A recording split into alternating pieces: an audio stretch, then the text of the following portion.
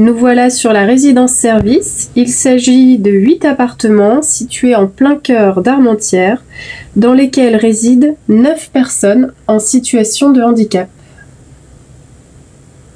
Alors moi je suis là depuis 1 an et demi à peu près en tant que coordinateur de la résidence-service et du coup Ogiris est arrivé un peu de temps après que je sois là. Je sais plus exactement depuis combien de temps on utilise maintenant Ogiris, parce que du coup on est vite, moi je suis vite tombé dedans. Après ouais, on l'utilise maintenant au quotidien. Ouais. C'est rentré un peu dans la vie du service?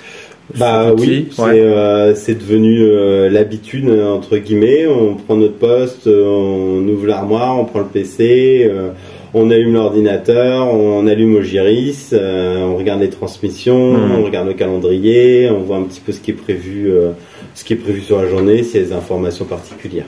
D'accord. Alors, pour créer un projet d'accompagnement personnalisé, je vais sur la liste des personnes accompagnées. Je sélectionne mon service, donc la résidence service. Du coup, j'ai la liste des habitants qui sont dans la résidence service. Je peux sélectionner du coup cette personne. J'ouvre son dossier en cliquant sur le petit dossier bleu.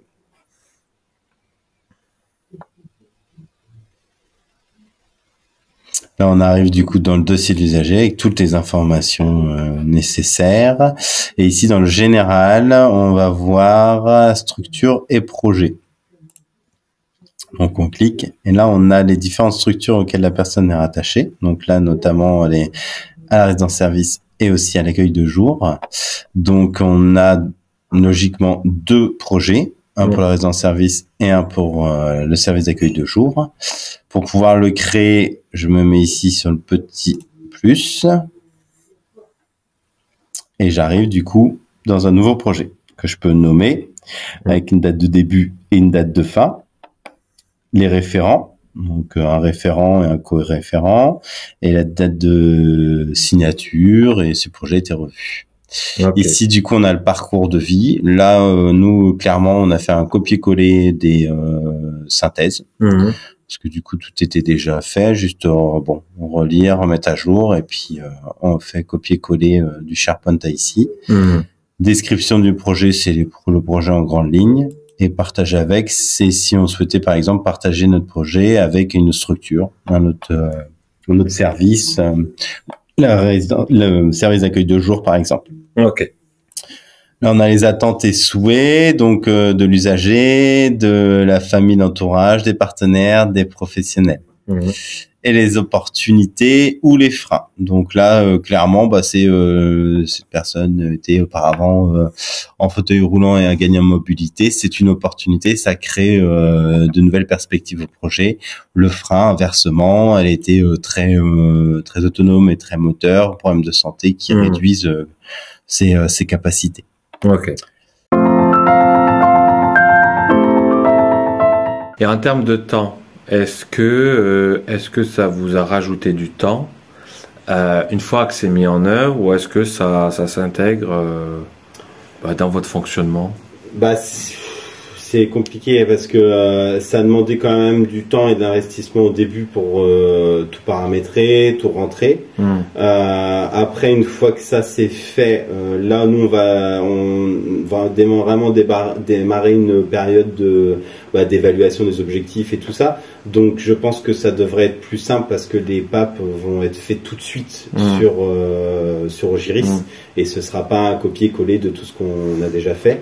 Donc en termes de temps, j'ai envie de dire, dans les transmissions, dans la pratique et tout ça, ça demande quand même du temps. Il faut prendre différemment en fait.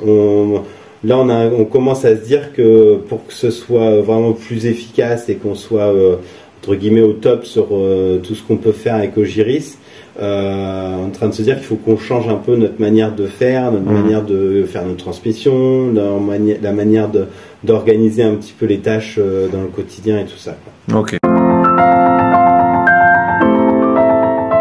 Alors, du coup, je vais sur mon icône calendrier. Et là, j'arrive directement sur mon calendrier.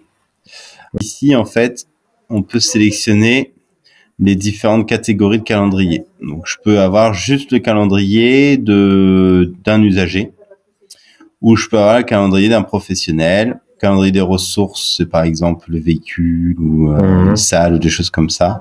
Mes favoris, donc c'est les calendriers que j'aurais choisi de dire, bah ça fait partie de mes favoris. Calendrier de la structure, la résidence-service, groupe ou unité, ou les usagers suivis. Là, vous voyez, tout ce qui est en violet, c'est tout ce qui concerne l'agenda de service. Donc, par exemple, prise de vidéo aujourd'hui de Giris. On a un PAP demain dans la réunion de service. On a aussi, du coup, des actions usagées en vert. Donc là, par exemple, c'est pour une dame, une chose qu'elle doit faire, on doit l'accompagner. Là, c'est un temps d'accompagnement aussi. Donc ça concerne vraiment un habitant particulier.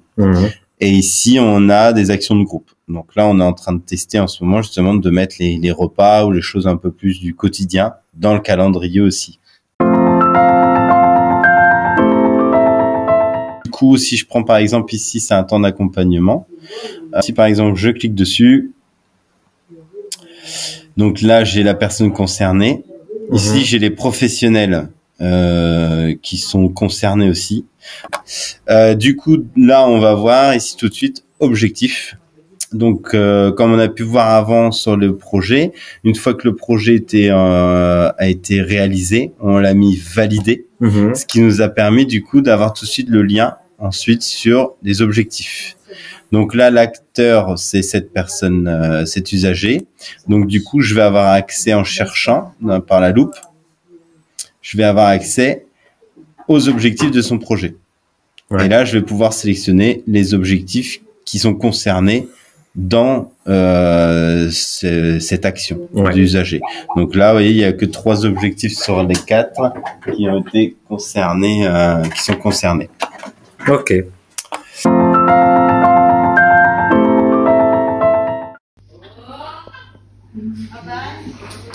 Et nous voilà ce soir sur les foyers résidences, site de Los. Les foyers résidences, ce sont des foyers d'hébergement pour à peu près 14 personnes accompagnées. Et ce soir, on rencontre Valérie qui vient de prendre son poste. Bonsoir Valérie. Bonsoir Clémence. Je suis Valérie, je suis dans la SRL depuis une trentaine d'années. Donc ça fait 26 ans que je suis dans les foyers résidences. J'ai travaillé auparavant au Cresdot Pont-à-Marc. Je suis donc AMP de diplôme et surveillante de nuit depuis 26 ans. J'arrive à 21h30, je fais les transmissions avec les collègues pendant une demi-heure. Et seulement après, vers 23h, entre 23h et minuit, je prends toutes les infos sur Ogiris et je fais les miennes en continu durant toute la nuit. Cahier de transmission. Donc là, on met le site LOS. Donc on arrive ici. On enregistre. En fait, il n'y a rien de compliqué, on ouvre tout. Et nouvelle transmission. Donc là, il y a jour, nuit. Donc si on veut lire les transmissions de jour,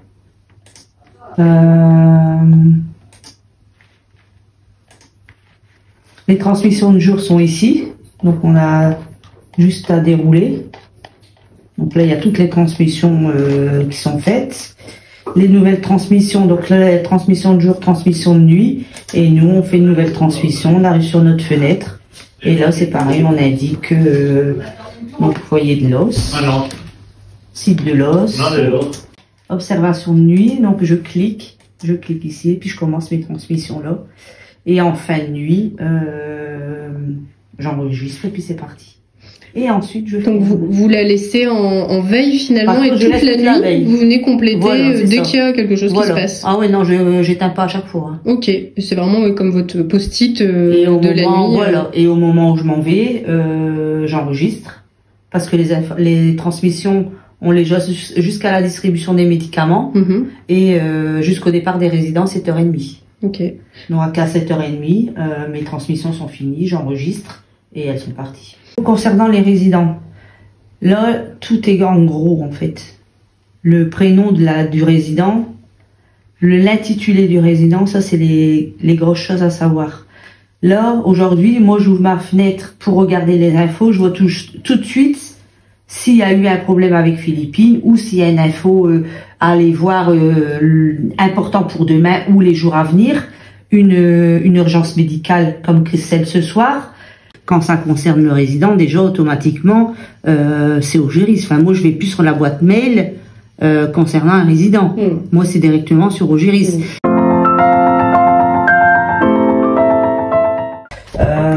On a vraiment été bien accompagnés aussi par notre direction aussi, et ça c'était, on nous a pas balancé un outil où il fallait se débrouiller en fait. Pour ça franchement ça a été, on n'a pas été, comment dire, moi j'ai pas été angoissée en fait. J'ai été angoissée par le fait d'avoir, d'avoir été mise en formation sans mon avis en fait. Je me suis dit dans quoi je me lance. Mais en fait, ça s'est super bien passé. Au contraire, c'était 2 jours où c'était bien, quoi.